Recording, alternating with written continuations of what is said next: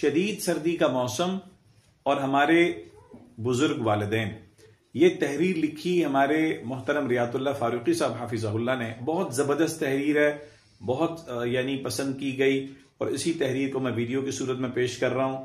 جن کے گھروں میں بزرگ والدین ہیں، بوڑھے ہیں، خاندان میں بزرگ ہیں، وہ پلیز اس کو ضرور دیکھ لیجئے انشاءاللہ. جب بھی شدید سردی کے 2 مہینے آتے ہیں یا 3 مہینے، نومبر، دسمبر، جنوری، فیبرری، تو سوشل میڈیا پہ، اسٹیٹس پہ، فیس بک پہ اس طرح کی پوسٹیں آنا شروع ہو جائیں گی کہ جناب ہمارے والد صاحب یا ہمارے سسر صاحب کا قضاء الہی سے انتقال ہو گیا. پوسٹیں گزریں گی آپ کے سامنے کہ میری والدہ محترمہ یا میری ساس محترمہ کا اللہ کی رضا سے قضاء الہی سے انتقال ہو گیا، اور انا للہ کے میسج چل رہے ہوں گے. فاروقی صاحب کہتے ہیں ہم آپ کو خبردار کر رہے ہیں کہ ان کا انتقال صرف سردی لگنے سے ہوتا ہے. تقدیر اور رضا الہی تو اللہ جانے، اسباب کے درجے میں ان کا انتقال صرف سردی کی وجہ سے ہوتا ہے. والدین کبھی بھی، ساس سسر ہوں، والدین ہوں، گھر کے بوڑھے ہوں، وہ کبھی بھی اپنی اولاد سے کچھ نہیں مانگتے. انہیں اشد ضرورت ہو بھی نہ تو وہ نہیں مانگتے. یہ کام ان سے ہو ہی نہیں پاتا. حتیٰ کہ ساری زندگی چندہ مانگنے والا، بھیک مانگنے والا بھی بڑھاپے میں اولاد سے کچھ نہیں مانگ پاتا.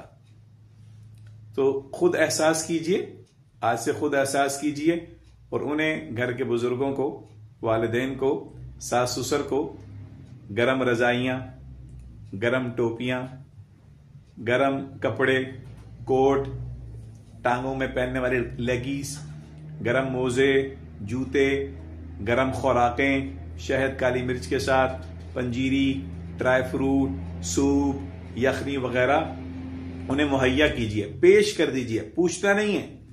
اور یاد رکھیے، یہ بات اچھی طرح سے سمجھ لیں کہ ان کی رضائی آپ کی رضائی سے ڈبل، اور ان کے گرم کپڑے آپ کے گرم کپڑوں سے زیادہ گرم ہونے چاہیے، کیونکہ بڑھاپے میں سردی زیادہ لگتی ہے.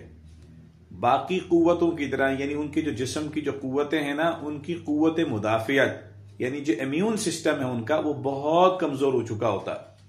سردیوں میں بزرگوں کی اموات میں غیر معمولی اضافہ ایسی نالائق اولادوں کی وجہ سے ہوتا ہے جو ان باتوں کو شعور ہی نہیں رکھتی.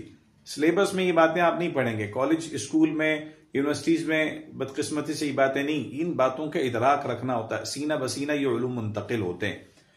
ایسی کمبخت اولادیں اپنے والدین سے جا کے پوچھتے ہیں، ابا جی، اماں جی، انکل، آنٹی، آپ کو کوئی چیز کی ضرورت تو نہیں ہے؟ وہ آگے سے نام جواب دیتے ہیں، اور یہ نالائق اس کو قبول بھی کر لیتے ہیں.